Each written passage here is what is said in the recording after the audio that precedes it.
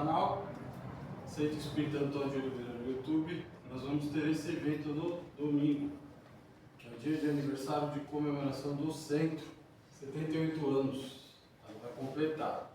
Então todos que forem assistir a palestra hoje, podem vir.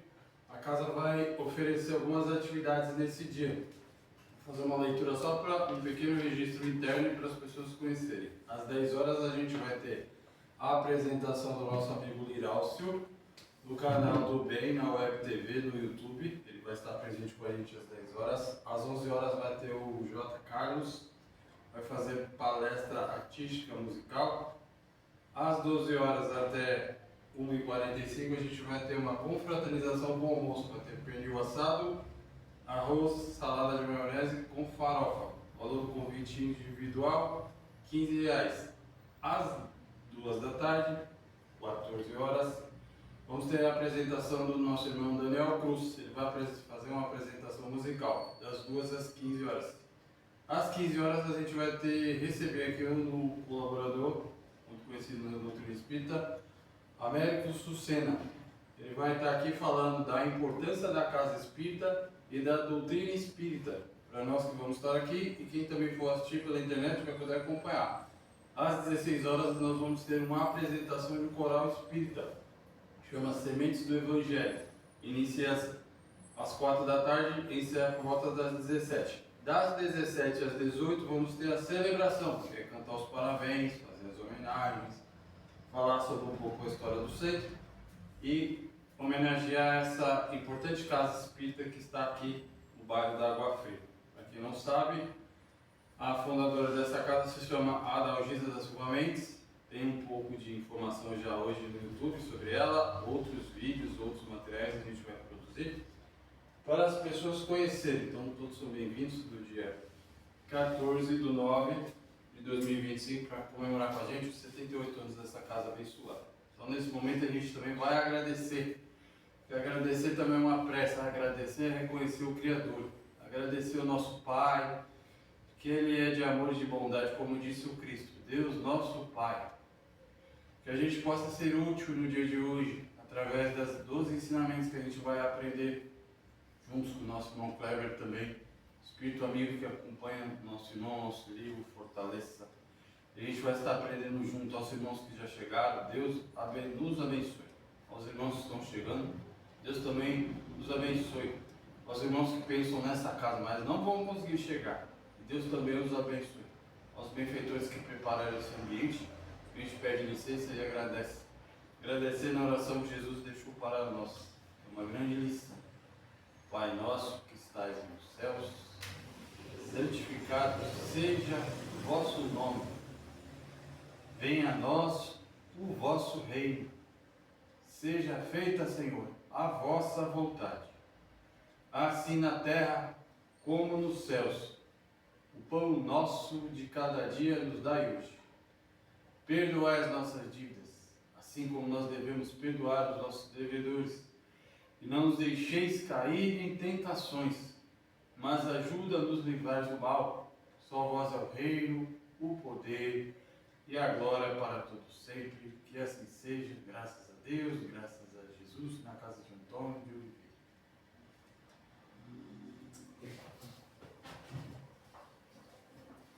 Boa noite a todos. Sempre agradeço, porque eu gosto muito de vir aqui à casa. Infelizmente eu recebi o convite, mas não consigo vir no domingo, né? Porque eu também tenho uma atividade lá no meu centro justamente nesse dia, então não tem como. Fico muito feliz sempre de vir aqui. E hoje nós vamos falar de um tema que eu particularmente gosto muito, mas é um tema bem discutido, não só no meio espírita, vamos começar por ele, mas também outros meios, né, principalmente filosóficos também, que é o livre-arbítrio. Pode ver que isso é um tema que gera muita discussão. Quem acompanha podcasts, essas coisas, você vê que um monte de gente está discutindo isso, quem defende, quem deixa de defender e tal. Tem outras essas discussões. Mas antes de a gente falar de livre-arbítrio, vamos só ver onde ele está inserido. A gente está aqui estudando a lei de liberdade, né? que é uma das leis morais, que eu gosto de sempre, é uma classificação que eu gosto de fazer, não é a de Kardec, mas eu gosto de classificar leis morais mais fáceis até na explicação e no entendimento, porque elas são mais diretas, fáceis de entenderem. Por exemplo, lei de trabalho. Então, a gente tem que trabalhar para poder conseguir, não só na questão financeira, do nosso sustento, mas também espiritual. Então ela se torna mais tranquila nesse sentido. Outras leis também. E existem leis mais filosóficas, que é onde a gente tem que colocar o pensamento muito maior em cima, para a gente poder um pouco de compreendê-las. Lei de liberdade, lei de sociedade, lei de igualdade, são leis mais filosóficas, né? Então, gera-se muitas discussões por conta disso, por ser mais filosófica, ela se torna muito mais ampla nas discussões. Mas vamos lá falar do tal do nosso livre-arbítrio. Então, primeiro, outra coisa, a questão de liberdade. No comecinho lá da lei de Bernard, Kardec pergunta se a liberdade, né, ela está inerente a nós. Sim, aí a espiritualidade coloca. Deixa eu só lá no comecinho lá que você já viu, mas vamos lá de novo. Se há uma posição do homem aonde a gente goza da liberdade absoluta. E aí vamos reforçar. Nós temos liberdade absoluta? Não.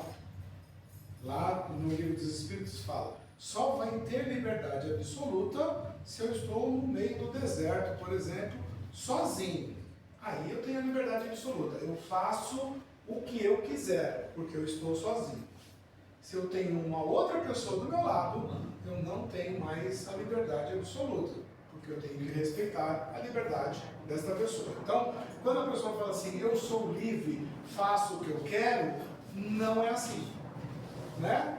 Nós temos leis, não só as leis humanas para respeitar, mas também as leis morais também para respeitar. Então eu não faço o que eu quero, não é? Não é igual a música do Raul Seixas lá, se eu faço o que eu quiser, tomar banho de chapéu, né, esperar Papai Noel, é a ideia dele. Eu posso fazer algumas coisas, mas tudo o que eu fizer, eu vou ter uma contrapartida das decisões que eu tomei. Não é assim? E aí a gente cai no livre-arbítrio. E só tem uma ressalva que até Kardec põe e coloca lá, que só tem uma possibilidade hoje, e só na nossa questão espiritual, aonde nós temos liberdade ilimitada, é no pensamento. No pensamento eu posso pensar em tudo o que eu quiser, certo? Pensar a gente pode. Se eu, por exemplo, pensei e falei o meu pensamento, eu já estou interferindo na liberdade do outro. Porque se meu pensamento for contra o outro, ela não se torna mais ilimitada. Então, pensar, a gente pode pensar tudo. Ainda não se cobra nada para isso, né? Vamos esperar que não se cobre. Mas eu posso pensar em tudo, mas a partir do momento que eu tomar atitudes desse pensamento ou proferir alguma coisa do que eu falei, eu já estou interferindo na liberdade do outro. Só se eu pensar no deserto e falar um monte de coisa que eu pensei, onde ninguém vai ouvir, então eu tenho a liberdade absoluta lá também. Tá bom? Só peço perdão que se minha voz dá uma falhadinha, é que eu estou saindo de uma faringite agora, então estou vendo que ela está rosqueando. Mas daqui a pouco vai, daqui a pouco melhora. Então vamos lá, questão 843. Tem o homem o livre-arbítrio de seus atos? O homem tem o livre-arbítrio, ele pode decidir todas as suas situações, tudo o que ele quiser, ele tem o livre-arbítrio? Ele fala, pois que tem a liberdade de pensar, tem igualmente a de obrar. Sem o livre-arbítrio, o homem seria uma máquina. Então, sem decidir, ele seria uma máquina, como um computador hoje que a gente vê, inclusive esses de inteligência artificial, onde eu coloco um comando nele, e hoje o homem está tentando desenvolver essa inteligência artificial sem que ele tenha que receber comandos, né? Essa é a ideia. Mas o homem, então, se ele tem a liberdade de pensar, eu tenho liberdade de obrar, de fazer obras, de fazer o que eu quero, certo? Eu tenho essa liberdade. Porém, ele coloca, do livre-arbítrio goza o homem desde o seu nascimento? Olha que interessante. Ele falou, há liberdade de agir, desde que haja vontade de fazer. Nas primeiras fases da vida, quase nula é a liberdade, que se desenvolve e muda do objeto com o desenvolvimento das faculdades. Estando seus pensamentos em concordância com o que a sua idade reclama, a criança aplica o seu livre-arbítrio àquilo que lhe é necessário. Então, pegamos uma criança recém-nascida, ela tem a liberdade, o livre-arbítrio dela total? Não, ela não consegue andar, ela não consegue se movimentar, ela não consegue falar, nem mesmo encostar em todas as partes do seu corpo ela consegue, né? A criança não põe a mão aqui, ó. Você pode ver, todo bebezinho vai até aqui, por conta da moleira e tal, ele não tem, ele está ainda se conhecendo, então ele não tem o total livre-arbítrio da sua existência, certo? De acordo com ele vai se desenvolvendo, vai aumentando a questão de conhecimentos, de experiências, ele vai adquirindo maior condições de livre-arbítrio, né? Até chegar numa fase adulta, que hoje a gente põe por parte legal 18 anos, aí, a partir dos 18 anos, todo ato que eu cometi ou deixei de cometer, serei eu o único responsável pelos atos, não é? Hoje, pela legislação brasileira, até 18 anos, eu não posso cometer algumas coisas e, se cometer, quem será responsável serão os que estão me assessorando, né? E se não for o caso, eu responderei por um período, mas sem ter uma punição muito longa pelo fato de não estar na maioridade. Não é assim que funciona com a lei humana, funciona também com a gente espiritualmente. E aí, indo por essa resposta da espiritualidade, a gente pode filosoficamente colocar também na nossa condição espiritual. Se formos pensar, nós somos ainda, espiritualmente falando, crianças, né? Na sua questão individual.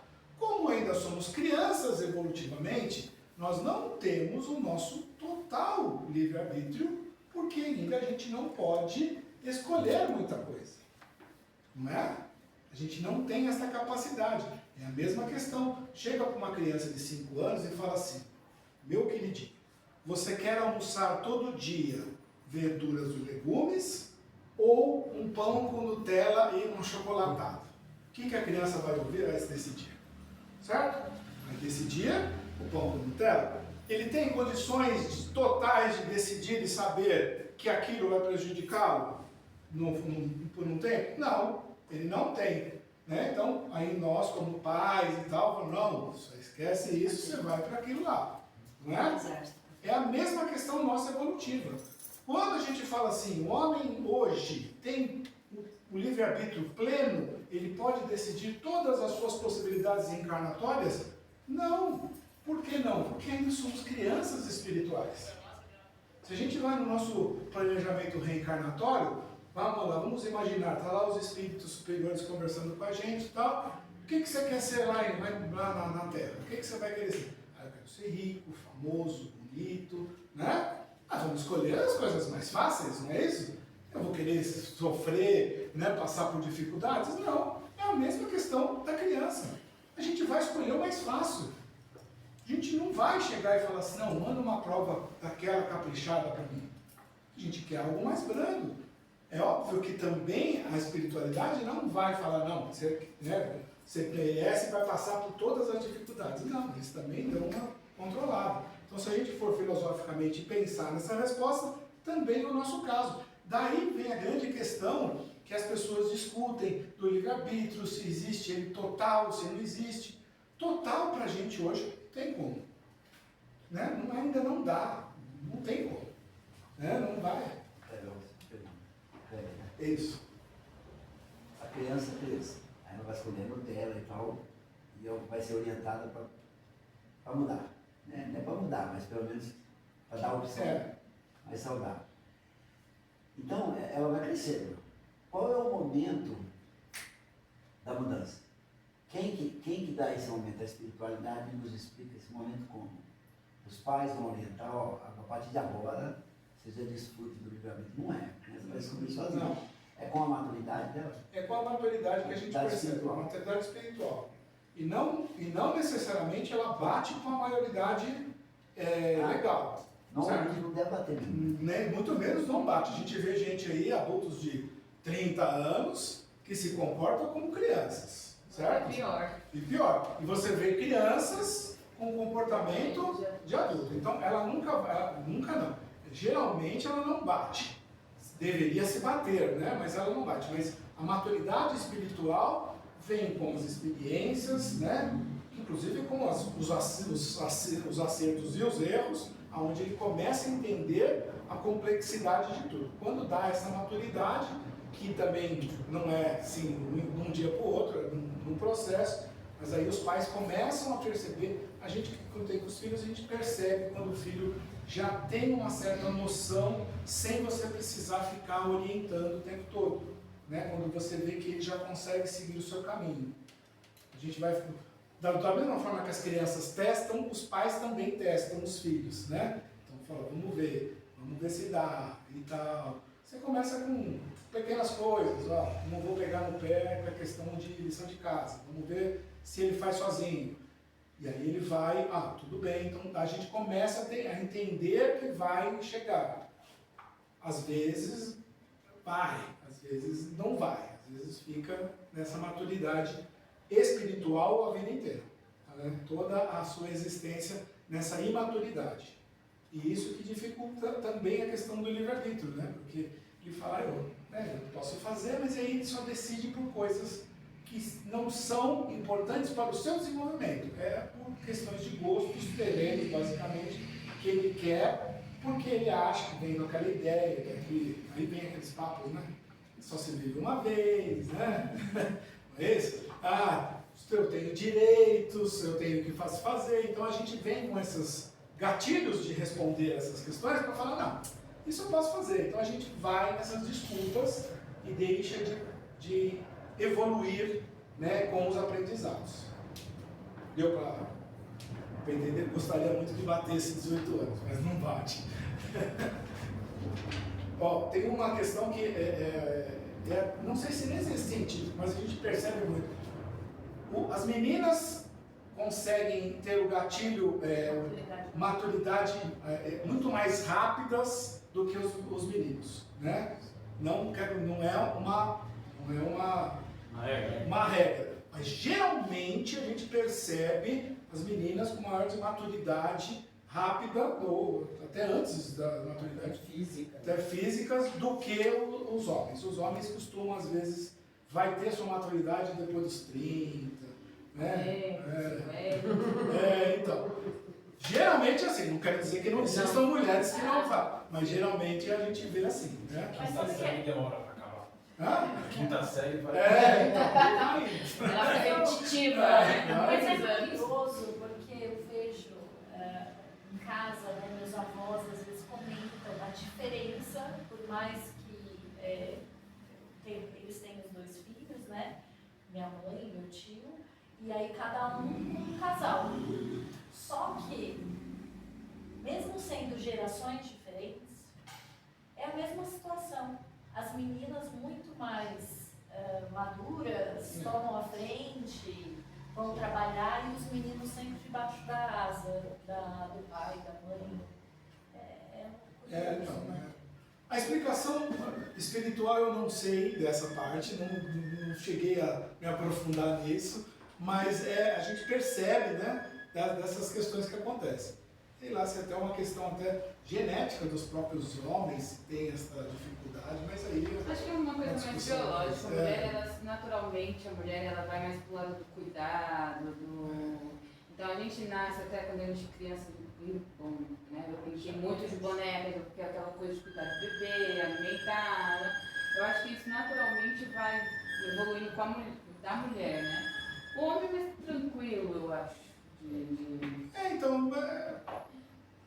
Há exceções. Há exceções, mas é bem, você viu que é um negócio, por isso que eu falo, olha como é que eu sempre falei dessa lei. Olha como a lei as leis filosóficas a gente vai discutindo questões mais amplas, né? Sinceramente, não posso te responder agora se se é criação, se é a sociedade, se é genético, físico, mas a gente percebe essas alternâncias dos sexos. Mas tem crianças que nós até chamamos o meu neto segundo de velho. Porque a Nora quer falar, é o velho da família, esse velho. Super Ele evoluído. é mais reservado, ele é dele, sabe? É mais um filho, é mais um. Então ele tem ali uma. É diferente, a gente nota que é. A personalidade dele. É a personalidade dele. Ele é Pode assim. ser também da questão espiritual, Espiritual. Sim. uma idade espiritual Sim. maior, né? Maior, é Mas aí verdade. se a gente for também for mais amplo na questão filosófica, a mulher ela tem passos mais marcantes na sua existência que determinam algumas mudanças na sua vida, né? Quando ela entra sai da infância, Sim. vou dar um exemplo. O menino, quando sai da infância e vai para a adolescência, para ele não tem um marco marcante. A menina tem, né? É diferente. Ela tem um marco. Aquilo determina também uma mudança de postura da sua ideia. A mulher tem a questão da maternidade. Quando tem um filho, muda de novo o seu marco de visão de mundo. O homem muitas vezes não, tem o filho para ele, tanto faz. Então, talvez esses fatos marcantes físicos da mulher determinem essa questão desse avanço maior moral que ela tem em relação aos homens. Talvez, né? Mas eu não posso te falar garantido. Mas talvez seja uma dessas questões, os marcos que ficam muito gravados na cabeça da parte física da mulher, né? Tem um ponto que a gente pode colocar, está sempre nos livros do Divaldo com a Joana de Anjos. As funções. O espírito que veio no corpo feminino e o espírito que veio no corpo masculino. Aí entra no processo de desenvolvimento moral e intelectual de cada um. E tem aqueles que vêm mesmo já predispostos, já sabem o que tem que fazer. Outros ainda precisam de mais tempo, a necessidade. A gente ainda está no meio de educação para conquistar. A gente não está no processo que a Joana de Anjos coloca, no processo de educação, de evangelizar. Aí é outro patamar. A gente já tem que sair desse de conquistar. Eu tenho que conquistar algo, alguma coisa. Não. É importante a gente começar a trabalhar cada vez mais o emocional, o evangelizar a gente, porque as coisas não estão no nosso controle. Aí você pega uma criança, cria da forma que você acha que tem que ser, e ela vê com outras condições. Aí chega uma hora que ela vai escolher por ela. E você quis fazer do jeito que você achou que era, não respeitou as condições dela, não deixa ela escolher, aí você se frustra porque ela não faz o que você quer e escolhe outras coisas. Hoje é muito mais isso, né? A gente vai impondo as coisas, faz isso, faz aquilo, e a gente deixa essa opção, né? Da Tem gente... situação que faz. Por exemplo, meu pai morreu, eu tinha acabado de fazer 10 anos. Eu comecei a trabalhar com 10 anos. Com 12 eu tinha carteira assinada. Não fui eu que quis. Mas a vida tomou um rumo que eu tive que... Você foi seguindo. Então, por isso que eu falei da questão das mudanças físicas. Quando a gente tem esses atos, essas situações na vida, você pode ver que a gente tem aquela barreira, onde daqui para cá minha cabeça muda, minha atitude muda, né? Então, para o homem, se ele não tem um marco, para ele, às vezes ele tá e vai. Como a mulher tem mais marcos importantes, determinantes na sua vida física e espiritual, talvez isso a favoreça nessa questão desta mudança muito maior. Até a própria sociedade do jeito que anda. Por exemplo, eu consegui naquela época ter a minha... Fui na regional de Ipiranga, que era lá que eu morava, na região, e minha prima, que era uma das donas da empresa que eu trabalhei, conseguiu que eu tirasse a minha profissional. Hoje, o cara com 20 anos, ele é um jovem aprendiz. Então, assim, não tem como comparar o crescimento de um cara de 20 anos com um moleque de 10, lá de trás. Não, de jeito nenhum. Hoje, inclusive eu até brinco, se você for fazer um cálculo, hoje o homem ele tem que se aposentar com 35 anos e 65 anos de trabalho, não é isso? Hã? 35 de trabalho e 65 anos de idade. Para dar esse tempo, eu posso começar a trabalhar com 30 anos. Não é? Eu posso, se eu começar a trabalhar com 30, eu tenho 35 anos trabalhados e 65 de idade. Não vou rebobinar, minha filha. Não, tá tudo errado. Quem Então, está levando isso quem está levando para esse caminho? Quem se interessa em cada vez entendeu? Então hoje é mais tempo até para você iniciar a sua vida profissional, né?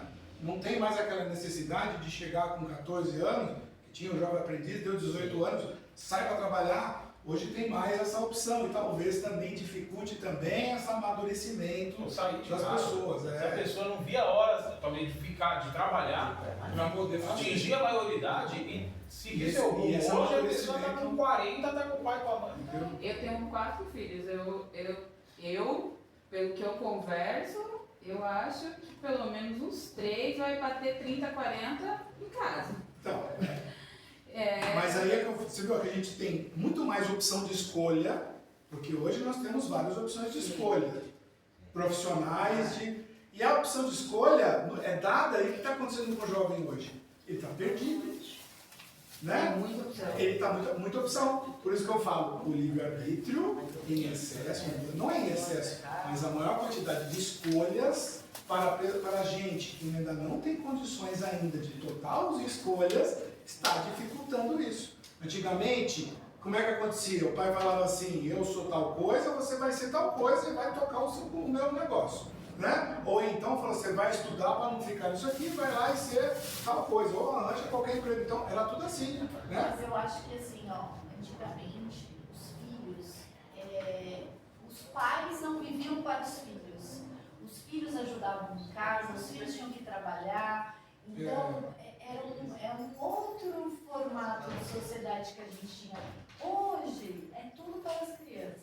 Hoje então, você cria o rei. O rei e a rainha. Vou dar tudo que eu não tive. Isso, vou dar tudo que eu não tive. E aí você estraga. A gente cria o rei e a rainha. E aí cria essas dificuldades de escolha. Porque hoje, uma criança hoje... Você dá a gente, conforto, então, né? Como é que você vai sair da casa da sua mãe? Você não paga uma conta, você tem TV, você tem computador, você tem celular, você tem tudo. Pra que você vai querer trabalhar? Antigamente, 18 vai ter esse conforto todo. antigamente eu não tinha muito tempo, Eu não. conheço algumas pessoas que têm, né? Eu saí de casa com 36 anos.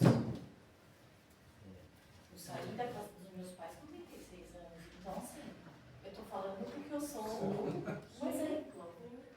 Mas antigamente a gente tinha a questão de você ter escolhas. Eu lembro, quando eu era menino, a questão de faculdade era muito complicado, para terminar o estudo era muito difícil. Né?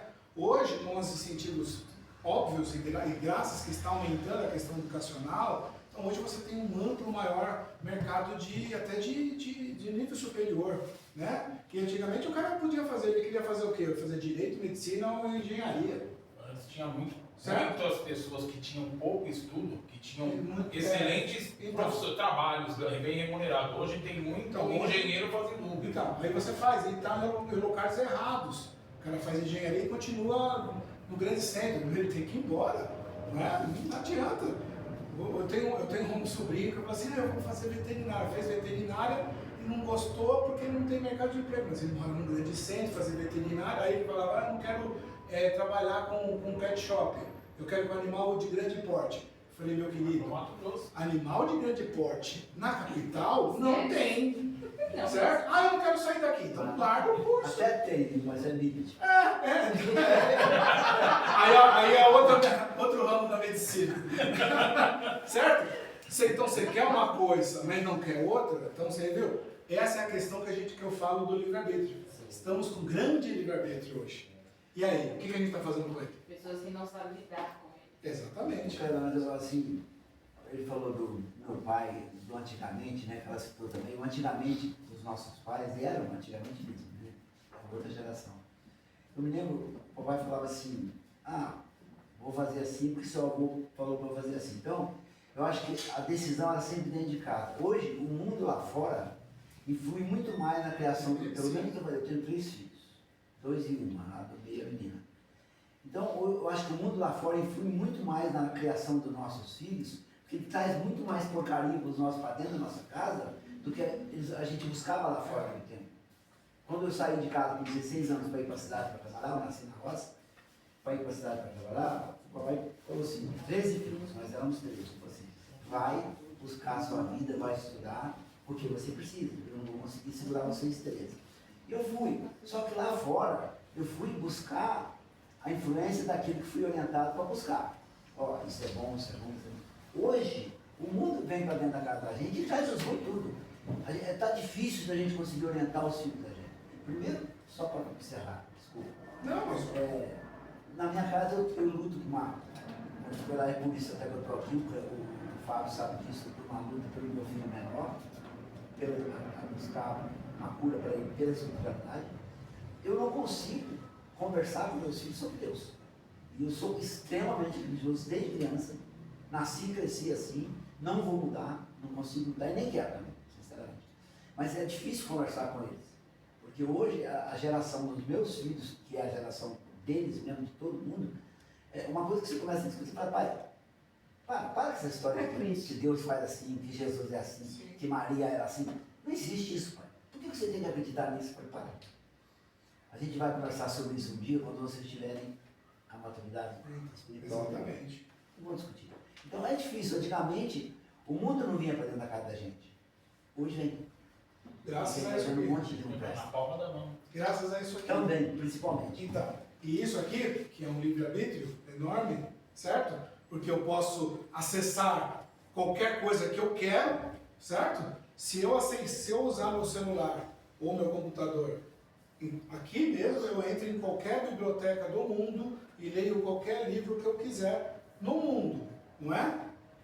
Qualquer coisa. Eu posso fazer milhões de cursos aqui, não é? Sim. O que é mais acessado hoje na internet? Pornografia. Alguém procura conhecimento? Eu tenho a opção. Eu posso entrar em tudo, só que eu não faço. Né? Por isso que eu falo, nós temos condições de ter o total livre-arbítrio? Não, espiritualmente, nunca estamos na nossa fase existencial, não temos. Estamos tendo exemplos que não tem como. Não é? Ele continua aqui, não constitui obstáculo ao exercício do livre-arbítrio as predisposições instintivas que o homem traz consigo ao nascer. Então, ao nascer, a gente tem algumas predisposições, algumas questões que a gente tem a resolver, então isso não vai interferir no meu livre-arbítrio, inclusive no planejamento reencarnatório. As predisposições instintivas são a dos espíritos antes de encarnar. Conforme seja esta mais ou menos adiantado, eles podem arrastá-lo à prática de atos repreensíveis, o que será secundário pelos espíritos que simpatizam com essas disposições. Não há, porém, arrastamento irresistível, uma vez que você tenha a vontade de resistir. Lembrai-vos do que querer é poder. Então não adianta falar, fiz porque a sociedade que me impõe a fazer. Que o obsessor... Essa frase então é meu obsessor que mandou fazer. Né? Porque a gente também tem que... Questão de obsessão, eu gosto sempre de falar, gosto sempre de simplificar para ficar bem, porque eu gosto sempre de dar... Não existe o bonzinho e o malzinho na obsessão, tá? Porque a gente sempre coloca o obsessor malzinho e o obsediado bonzinho. Não é assim que funciona, tá? Porque muitas vezes o obsediado que chama o obsessor, né? O obsessor nem quer, mas o obsediado fala, não, vem cá, mentalmente, vem aqui. E às vezes os dois vivem numa condição de simbiose, onde um se aproveita do outro. Então, a gente tem que tirar essa ideia também, que eu estou sendo obsediado, eu estou fazendo maldade por causa do meu obsessor. Coitado de mim. E aí você não tem que resistir? Que nem ele falou, exista. Ele falou, não há arrastamento irresistível, uma vez que se tenha a vontade de resistir. Se eu tenho a vontade de falar não, acabou. O obsessor pode pular, gritar, rodar, fazer o que ele quiser e não vai ter mais entrada. E a música do antídoto é a oração. Exatamente. É a oração. O orai e vigiai, que Jesus sempre falou. Aí eu sempre falo assim, orai, vigiai o quê? O vizinho? Não, vigiai o meu pensamento. Quanto tempo? Todos os segundos do dia. Porque a gente pensa, olha, eu tinha uns dados dos pensamentos, um número, mas é enorme, acho que dá em torno de uns 500 mil pensamentos por dia que nós temos, né? Por aí. De tudo, a gente pensa em tudo. Lembra da liberdade de pensamento? Eu posso pensar em tudo, certo? Eu posso pensar em tudo. Agora, se eu falar para vocês, não pensem no macaco azul, todo mundo pensou aqui no macaco azul. Foi ou não foi? Então, mandei, por quê? Porque nós somos direcionáveis no pensamento. A gente ainda não consegue controlar. Infelizmente, a gente tem, porque é muita coisa. O grande problema nosso é foco. A gente tem possibilidade de fazer tudo. Nosso problema é foco. Né? Vamos fazer? Vamos. Não, me dá um trabalho. Né? Aí a gente vai e... A maioria das nossas preocupações, quando nós estamos com ansiedade, ou vai acontecer alguma coisa, a gente perde o sono, né? Não estou falando de vocês, não, estou falando de mim. Né? Vamos lá. Que todo mundo passa por isso de Todo vez em mundo. quando. Você vai acontecer alguma coisa no outro dia, algo importante e tal. O que a gente pensa? A gente pensa que vai dar tudo certo? Vamos ser reais. Vocês pensam que a gente pensa que vai dar tudo certo? Pelo contrário, o certo a gente não pensa, a gente só pensa nos errados. E se acontecer aquilo? E se der errado ali naquele negócio? E se eu me atrasar e não sei do que? E se for isso, aí a gente passa a noite ou dias e meses pensando naquilo que na hora não concretizou. Eu gastei energia, pensamento, né? Me prejudiquei fisicamente em pensamentos que não eram necessários. Né? Olha que difícil. Não estou falando, volto a falar, não estou criticando vocês, estou falando de mim. Eu fui chato. Pode ser até uma coisa, uma viagem, que é uma coisa boa, uma festa, então, uma coisa boa, pode ser, mas a gente está naquilo. Eu estou falando para vocês que eu já fui internado, já fui para o hospital com crise de ansiedade, sabendo que aquilo que eu estava pensando não era verdade, mas a minha cabeça estava naquela coisa, e eu conversando comigo mesmo, por que você está desse jeito? Eu sabendo que aquilo não ia, mas aquele conflito aí, pressão lá em cima e tudo e tal, aí com o tempo que você começa a voltar para entender, porque quando a gente chega, importante quando crise de ansiedade é não chegar e estourar lá, é tentar controlar isso, porque depois que você entrou, esquece, aí você tem que tomar um remédio mesmo para baixar, falando por mim, entrei já, mas tem cara de calminho, então tá bom. Tenho não. Já fui internado com crise de ansiedade. Internado não, fiquei lá em observação. Mas cheguei lá, pressão 22 por 15, por aí. Quem que me fez tudo isso? Aqui, ó, o meu maior inimigo. Bichão, não tinha obsessor. Certo? Não tinha obsessor. Talvez o obsessor, quando ele vê a possibilidade, é aí que ele vai ajudar. Né? Ele vê a brecha e falou, opa, ele vê a brecha e joga. O problema maior que a gente vai nessa neura. Então, o orar e vigiar é isso, vigiar sempre, para não estourar. O máximo que não for, para a gente corre, reza, alguma coisa, para tentar segurar. Ó, isso nós estamos falando de livre-arbítrio, olha quanta coisa a gente fala, tá vendo? Aí ele fala aqui, ó, na 846, sobre os atos da vida, nenhuma influência exerce o organismo? E se essa influência existe, não será exercida com prejuízo do livre-arbítrio? Ou seja, o organismo também interfere no livre-arbítrio? Né? E se ele exerce, se existe uma interferência, não prejudica o meu livre-arbítrio? E aí ele põe, é inegável que sobre o espírito exerce influência a matéria, óbvio, que pode embaraçar-lhe as manifestações. Daí vem que, nos mundos em que os corpos são menos materiais do que na Terra, as faculdades se desdobram mais livremente, porque ainda este corpo nosso físico interfere em muitas situações, né? Interfere nos pensamentos, interfere nas minhas atitudes e tudo, porque é o corpo físico. Nós temos uma divergência muito grande, porque nós temos o nosso cérebro físico e nós temos o nosso cérebro espiritual. E os dois teimam em não se conversarem muitas vezes, né? O cérebro físico não conversa muitas vezes com o cérebro espiritual. A gente vê isso em sonho. Você sonha, quando você sonha, você vê a imagem com o seu cérebro espiritual.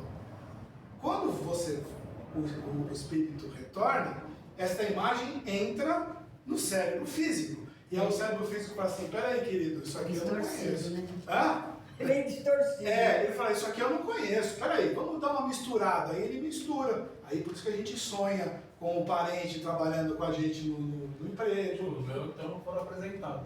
Então, o cérebro Eu físico. não sonho nunca. Então. Não, a gente sonha, mas a gente não lembra. Eu não lembro também. Então, o nosso corpo interfere sim nas nossas questões espirituais. Vou falar que não, né? Quanto mais evoluído nos tornarmos fisicamente, eu digo um corpo mais fluídico, menos interferência física exercerá no corpo. Né? Então, em planetas, em locais onde o corpo é bem fluídico, não é assim essa maçona, né? Aí a interferência é menor. Né? A interferência é bem menor no espírito. Por isso que quando a gente desencarna, a gente tem uma liberdade maior para não sofrer mais a interferência do corpo. Mas mesmo assim a gente fica preso, com o cérebro espiritual, preso ao corpo físico. Olha que maluquice que a gente nesse briga, né, entre os dois cérebros. E aí ele continua. Além disso, cumpre-se distingue as faculdades morais das intelectuais. Tendo o homem o instinto do assassínio, seu próprio espírito é, indubitavelmente, quem possui esse instinto e quem los dá. Não são seus órgãos que los dão. Né? Semelhante ao bruto e ainda pior do que este, se torna aquele que nulifica o seu pensamento, pois só se ocupar com a matéria, pois não cuida mais de se pronunciar contra o mal. Essa questão dos órgãos é muito interessante, não só na questão do assassínio, mas com a questão também de doação de órgãos. Eu sei que é muito complexo a gente falar isso, porque mas é um parente e tal, mas a gente tem que ter noção que quando há uma doação de órgãos, o seu parente não está naquele órgão. Ele pertenceu ao corpo do seu parente, mas não está mais lá. Né? Porque as pessoas chegam e falam assim, deixa eu ver o coração do meu filho. Né? Tá, não é o seu filho que está lá. Ele doou aquele órgão. E às vezes a gente fica preso nessas questões. Né? Dá licença, quem tomou passos segunda-feira pode subir, por favor? Então é essa questão do órgão que a gente tem que ter essa noção, né? Tomar cuidado. Eu tenho um hábito não tão bom, bom até porque só para a gente poder distrair um pouco. Às vezes eu gosto muito de assistir filme, já assisti muitos filmes bons, mas também já assisti muito filme ruim. Né? Então tem um filme que ficou marcado na minha cabeça, que é exatamente isso aqui. Né? Que ele fala do assassínio, não é o corpo, é o espírito. Tem um filme, LS, classificado série, acho que é COD, muito ruim. O cara sofre um acidente e ele perde um braço num acidente. O cara ele é uma pessoa correta e tal. E aí tinha um outro, no mesmo local, o cara foi fazer, eu acho que ele, cadeira elétrica, né? Mataram um assassino. E aí aproveitaram e falaram, vamos fazer o seguinte, o transplante, arranca o braço do assassino e põe no cara, né? Colocou no filme, isso que eu falei, eu assisto o filme ruim. E aí, o cara do filme é bem trash. Aí o cara que recebe o braço, ele começa a ter instintos assassinos e começa a matar as pessoas com o braço, né? Porque o braço que me fez, porque o braço do assassino. Até o ponto no final do filme que ele corta o braço para ele não fazer mais. Então, olha só, se foi feito um filme assim, as pessoas têm a ideia que então os órgãos transportam as atitudes da pessoa. Órgão é órgão, né? Desencarnou, aquela parte é matéria, o espírito que vai carregar, então não tem essa história, né?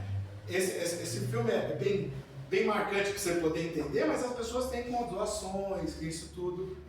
Tem um outro também que é bem ruim, mas é do córneas. Então, a mulher recebe a doação de córneas e ela começa a ver bichos, pessoas, então não tem nada a ver. Não tem nada a ver. A pessoa recebe o coração do outro e começa a ficar mais bondosa, porque é o coração do outro. tá? O espírito ali abandonou aquela veste e pronto, é como uma roupa. Não é? Talvez ela tenha até ficado mais bondosa depois de tudo. Depois, pelo que passou, né? Porque quase morreu, teve que receber um coração, então ela muda as atitudes. Mas não quer dizer que o espírito daquela pessoa do coração está ali modificando, tá?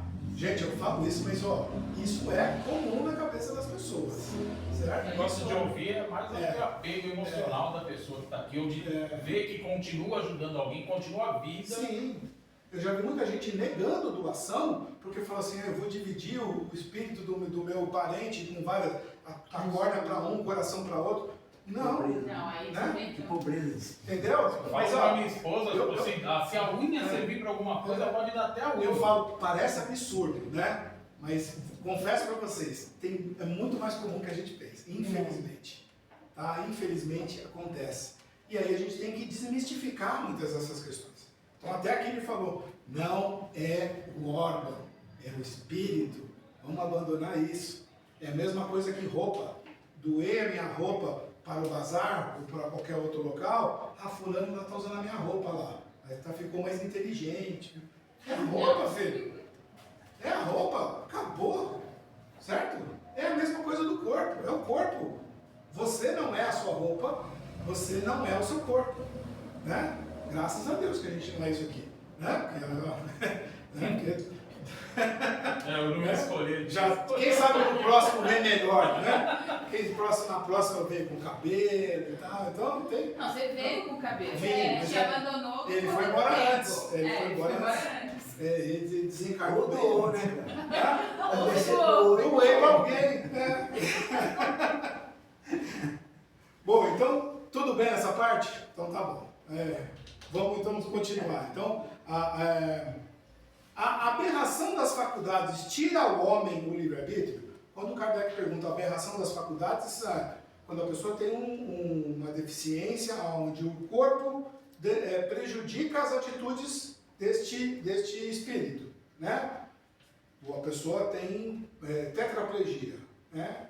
O corpo está impedindo o corpo do espírito se movimentar. do corpo, então, mas ele também impede o espírito ter a sua total livre-arbítrio, né? Então ele fala, já não é senhor do seu pensamento aquele cuja inteligência se acha turbada por uma causa qualquer e desde então já não tem liberdade. Essa aberração constitui muitas vezes uma punição para o espírito que porventura tenha sido noutra existência fútil, orgulhoso ou tenha feito mau uso de suas faculdades. Pode esse espírito, em tal caso, renascer no corpo de um idiota. No idiota eu vou colocar até no caso aqui, era a classificação que era usada na época de Kardec, porque classificava-se quem tinha deficiência intelectual como idiota, né? Se a gente for colocar no livro de hoje, a gente... Então ele coloca no corpo de um idiota como o déspota no de escravo ou o mau rico no de mendigo. O espírito, porém, sofre por efeito deste constrangimento de que tem perfeita consciência. Está aí a ação da matéria. Então, muitas vezes, a própria deficiência vai fazer com que o espírito entenda a situação, vai se sentir aprisionado, não é? Porque ele está preso num corpo que ele não tem condições de ter todas a total das suas atitudes, né? Tanto que existem muitas comunicações de pessoas. Seria a mesma coisa para quando a gente envelhece, tem doenças como Alzheimer e perde também esse livre-arbítrio? Também é uma... Não chega, eu não gosto muito do termo punição, porque a gente entende punição como algo punitivo. É uma forma de aprendizado numa nova situação da minha existência, até espiritualmente, para ele poder entender, dar valor à sua questão de pensamentos também. Não é uma fuga também do espírito? Já ouvi falar que Alzheimer, né, é muita mágoa, muito isso daqui, então a pessoa se perde. Pode ser que não ela perde. O espírito está lá, sim, certo? Mas ele está sendo meio que tolhido e controlado, e até sendo, nesse sentido, bem pesado. Né? Porque começa aos poucos. Você perde a sua consciência de si. Aí depois você vai perdendo o movimento, os casos na Não família. conhece a família. Então, ele perde a sua noção de entendimento de si. Não que o espírito perca, mas o corpo interfere nisso.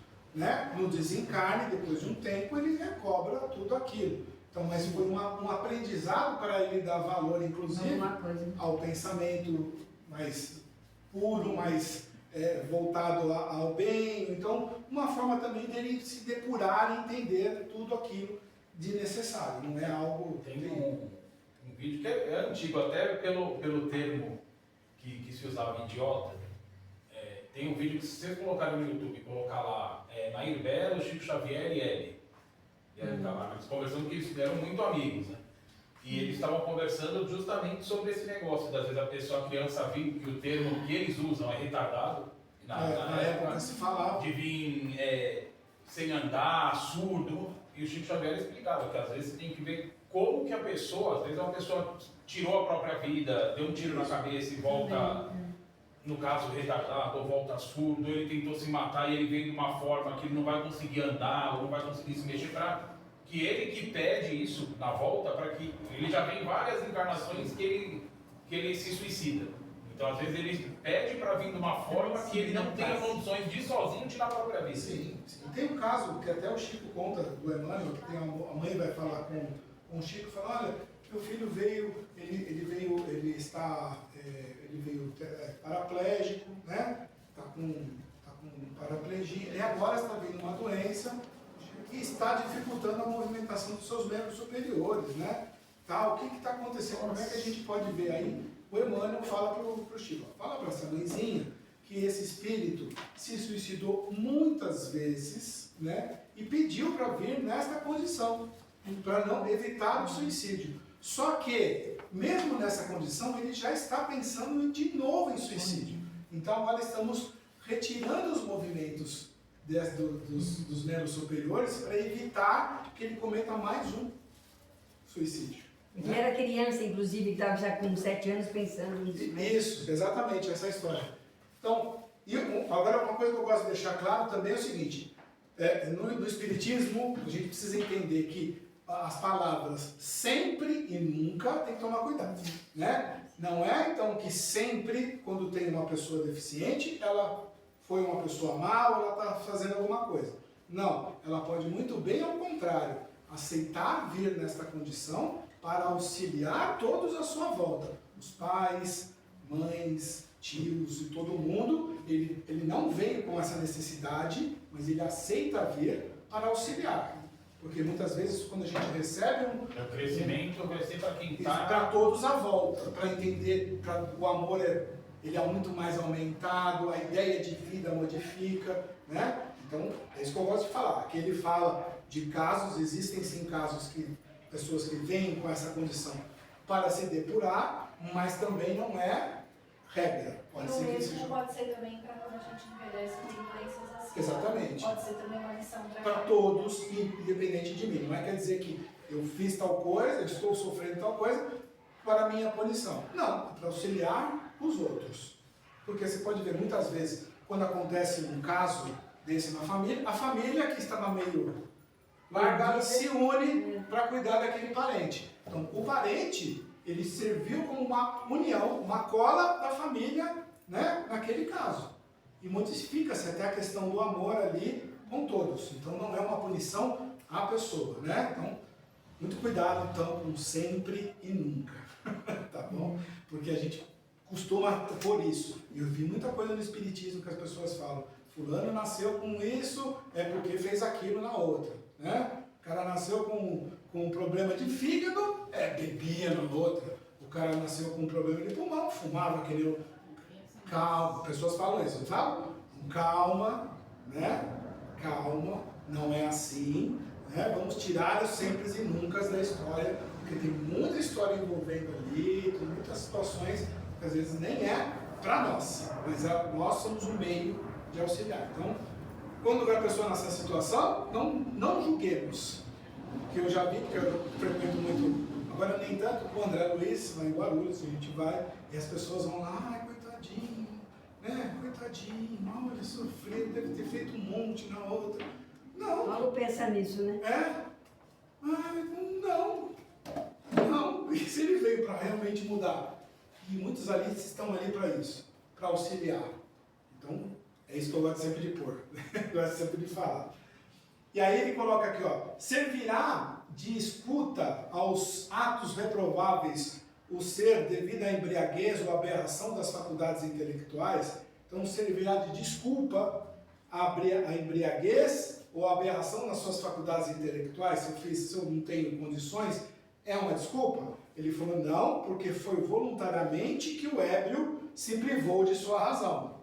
Ninguém abriu a boca dele e tacou a bebida lá dentro, certo? Então ele teve o livre-arbítrio de se embriagar. Se ele se matou, ou se ele matou um monte de gente dirigindo embriagado, a culpa é de quem? É da bebida? Não. A culpa é dele. E nem do amigo, é dele. Nem do amigo, é dele. Ah, meu amigo falou, não sei o quê. Ah, eu sou assim porque a bebida me fez assim.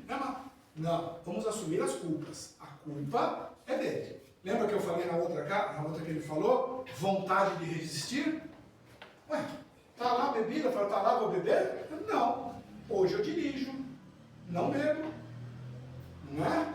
Mas vai ver alguns casos na justiça, onde o cara culpa a empresa de bebidas, porque está vendendo, né? Já teve casos até que pessoas ganharam, que tiveram câncer de pulmão por conta do cigarro, processaram a empresa do cigarro, né? A culpa é de quem? É do cigarro? A culpa é da bebida? Ou a culpa é de quem utilizou? Culpas são culpas, né? Vamos entender sempre as culpas. Aí ele coloca assim, ó, em vez da falta, comete duas. Então, para satisfazer as paixões brutais, em vez de uma falta, comete duas. Né? Que ele utiliza daquele vício e ainda faz outras coisas, as questões. Aí mata pessoas e tal. E fala, não sabia. A pior coisa na justiça é você falar que não sabia. Não só na justiça humana, na justiça moral também, de Deus. Eu não sabia. Ah, você não sabia? A gente não sabia. Vamos lá, eu bebi, não tenho condições. E outra, não existe essa história de o cara bebeu e ele apagou, só se ele utilizar muitas vezes a bebida, ele realmente às vezes apaga, de não lembrar. Mas o cara, ele vai ter um pouquinho da memória daquilo que ele sabe o que ele está fazendo. Né? Ele tem uma consciência. Tem, certo? Porque não tem como. E aí ele fala, não, eu estava no momento e tal, peguei o carro e matei, né? Aí, já sabe que não pode nem pegar o carro. Já sabe que não pode. Tanto que hoje a justiça coloca como homicídio doloso. Matou com intenção de matar. Porque se eu bebi, eu tenho intenção de matar. Certo? É diferente de eu estar sóbrio, normal, estou dirigindo e acontece um acidente. E matei a pessoa. Então entra com homicídio culposo. Eu não tenho intenção de matar. Se eu estou bêbado, é doloso, com intenção de matar. É meio pesado na justiça? É. Mas eu concordo. E mesmo assim, ainda tem muitas pessoas que a gente conhece, assim, que a gente vê, né? Que tem estudo, tem conhecimento, e ainda assim bebe, e às vezes você tem que socorrer a pessoa para tirar o carro, porque a pessoa bebeu, não quer fazer o bafômetro. Então, hoje, veja bem, eu não estou criticando a bebida, porque a bebida ela é um meio, certo? Que tem pessoas que bebem alguma coisa e não têm consciência. Então não é a bebida o mal. Claro que ela causa isso, mas ela em si não é o mal, o mal é quem utiliza. Hoje a pessoa fala assim, eu quero beber? Não é seu livre-arbítrio de fazê-lo? É, mas pensa, né? Então hoje eu não vou dirigir, vou voltar de Uber, alguma coisa, certo? Interessante que não tem idade, né? Não tem nem nível cultural. Não. Os que tem mais o que conecta. É o que mais faz. Ele é geral, ele pega do miserável ao milionário. Todos têm essa desvirtuação. Eu acho que é uma coisa, por exemplo, comigo não vai acontecer. Aquela coisa assim. É só socialmente. Eu sou bom. Não tem aí. Eu dirijo bem. Eu dirijo bem. Eu ouvi essa semana. É logo ali. Um rapaz atrás. Nada, foi domingo. Nós estávamos no restaurante e ele falava assim. Já me ensinou, já que estava com a esposa e tinha alguns amigos. Mas não, Eu já estou estourado nas multas. Já dá o valor de 3 carros. E outra coisa que ele falou assim, eu vou pegar o outro do meu irmão, e com aquele lá eu posso ir porque eu vou passar tranquilo. Quer dizer, é uma pessoa que sabe o que está fazendo e vai continuar fazendo. Não, livre-arbítrio, não é? Ele teve, então, Quantas vezes já foi preso? nós temos as condições de escolha, certo? A gente tem condição de escolha, mas aí a minha atitude, aí depois você fala, puxa, e agora? O que eu faço com a minha vida, né? Aí aquela história, eu já vi entrevista, a pessoa fala assim, pessoa tão boa, sempre foi uma vida boa, por causa de um ato, vai ter que ser punido. Eu falei, cara, mas um ato que tirou a vida de outra pessoa. Não é porque a vida inteira você teve as questões que isso vai te isentar do problema. Não é? Então, o contrário resolve também. O cara é um assassino, mata um monte de gente, mas ele salvou uma pessoa. Então, não culpa dos seus crimes? Não é a mesma coisa? Então, não adianta a gente tampar o sol com a peneira. Nós temos que aceitar as imposições que nós temos, não só legais, como morais. Eu tenho os meus livre-arbítrios. Lembra que eu falei da liberdade plena? Eu tenho a minha liberdade tolhida. Minha liberdade não é plena. De ninguém é. Tudo posso, mas nem tudo. Exatamente. Eu não posso. Se eu sair daqui, né, vou pegar meu carro, eu tenho o meu risco assumido. A gente assume os riscos. Não é a minha total liberdade. Eu posso sair correndo, cruzar todos os faróis vermelhos, correr que nem louco? Claro que não. Não é? Essa é a questão do livre-arbítrio. Tomar cuidado com o livre-arbítrio é isso. Não é? É muito complexo e a gente, infelizmente não. Na nossa grau evolutivo, sim, é necessário termos essa condição de menor livre-arbítrio do que a gente pode ter em próximas encarnações, porque quanto maior a gente vai tendo esses avanços morais, maior será a nossa responsabilidade. Tem mais idade, não sabe. Exatamente. Né? Então, é isso aí que a gente faz. Bom, já cheguei no horário.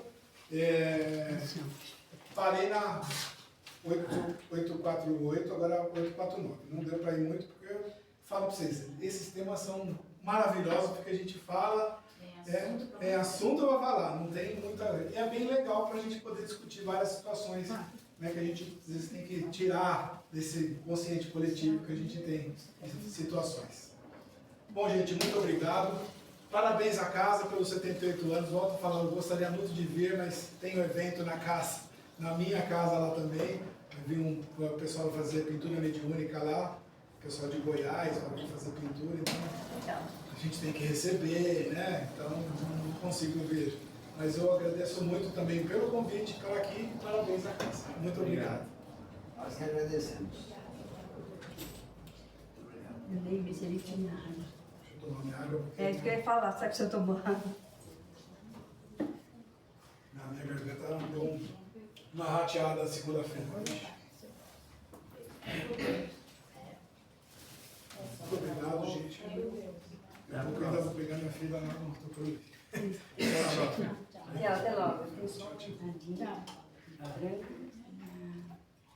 torta, né? Tá muito... Até depois parece que ele tá. Oi? Só tem essas duas. Já tem. Vou buscar. Já tá, depois parece que ele tá. As duas, né? Vamos lá? Tá um pouco corrido.